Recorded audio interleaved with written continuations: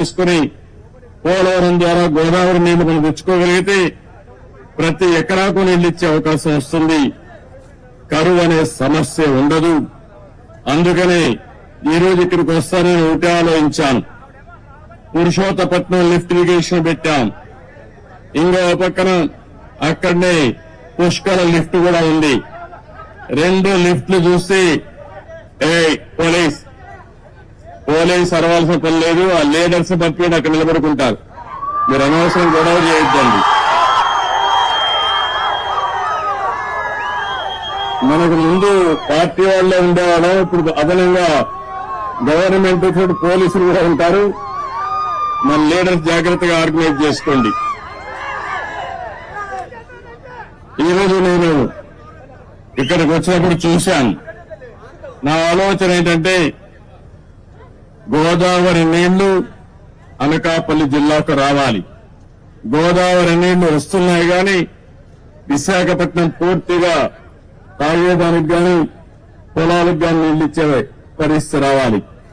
అందుకే ఈ రోజు కూడా పోలవరం పూర్తి కావాలంటే కొంచెం సమయం పడుతుంది. కానీ అది పూర్తయ్యే లోపల పురుషోత్తపట్నం పుష్కర లిఫ్ట్ ఇరిగేషన్ల ద్వారా ఒక 2500 క్యూసెక్స్ ఆఫ్ వాటర్ ని ఈ ప్రాంతానికి తీసుకొచ్చే అవకాశం ఉంది.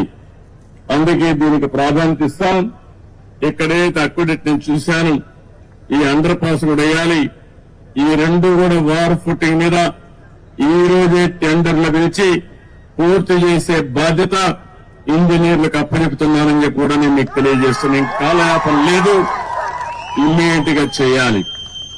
అదే మరిగా వచ్చిన డబ్బులు అక్కడక్కడ అరాకొరా ఖర్చు పెడితే పనులు పూర్తి కావాలంటే చాలా సమయం పడుతుంది.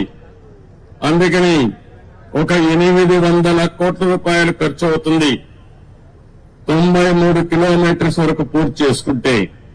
దీనివల్ల దగ్గర 1,00,000 ఎకరాలకు ఈ అనకాపల్లిలో నీళ్లు ఇచ్చే అవకాశం వస్తుంది. ఇప్పుడే ప్రారంభించమంటున్నా. ఎంత వీలైతే అంత తొందరలో పూర్తి చేసి ఉత్తరాంధ్ర సుజల శ్రమంతి ద్వారా ఉత్తరాంధ్ర ప్రజానీకు రుణం తెచ్చుకుంటాం. అది పూర్తి చేసిన తర్వాత ఫర్దర్ గా ముందుకు తీసుకుపోతాం. ఇప్పుడు మనకుండే ఇన్ఫ్రాస్ట్రక్చర్ అంతా ఉపయోగించుకుని ఎక్కడికక్కడ నీళ్లు ఇచ్చుకుంటూ అక్కడి నుంచి ఇంకా ముందుకు పోతే మెరుగైన ఫలితాలు వస్తాయి. ఈ రోజు నేను అన్ని చూశాను. క్షేత్రస్థాయిలో ఇన్స్పెక్షన్ చేశాను. రేపు అధికారులందరూ కూడా యాక్షన్ ప్లాన్ తయారు చేయమంటున్నా. యాక్షన్ ప్లాన్ తయారు చేసిన తర్వాత ఏమేం చేయాలో దాని ప్రకారం చేస్తామని చెప్పి నేను మీకు తెలియజేస్తున్నా. ఈ ప్రాజెక్టు పూర్తయితే 214 కిలోమీటర్లకు పూర్తి చేయాలి. మన ఈస్ట్ గోదావరికి విశాఖపట్నానికి త్రాగునీరు సాగునీరు రెండూ వస్తాయి. దగ్గర 4 లక్షల ఎకరాలకు సాగునీరు ఇచ్చే అవకాశం ఉంది. 23 టీఎంసీ నీళ్లతో దగ్గర మీరు చూస్తే ఈ ప్రాంతంలో పెద్ద ఎత్తున త్రాగునీటి సమస్య కూడా విశాఖపట్నమే కాకుండా అనకాపల్లి జిల్లా పూర్తిగా ఇంటింటికి ఏదైతే మేము ఎలక్షన్ మేనిఫెస్టోలో పెట్టామో కొళాయి ద్వారా నీళ్లిచ్చే బాధ్యత తీసుకుంటామని చెప్పి కూడా నేను మీకు తెలియజేస్తున్నా.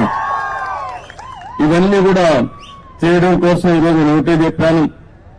దీన్ని మనం పూర్తి చేయాల్సిన అవసరం ఉంది.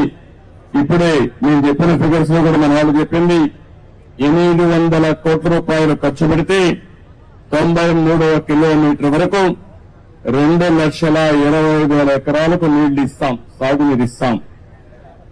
2,20,000 ఎకరాలకు ఈ జిల్లాలో నీళ్లు ఇవ్వగలిగితే నా జన్మ సార్థకమైనట్టు అవుతుంది. అది కూడా మొదటి విడతలు ఫేజ్ 1. అక్కడి నుంచి ఫేజ్ 2కు తీసుకెళ్తాం. ఈ ఉత్తరాంధ్ర సుజల స్రవంతి వంశధార వరకు వెళ్తుంది.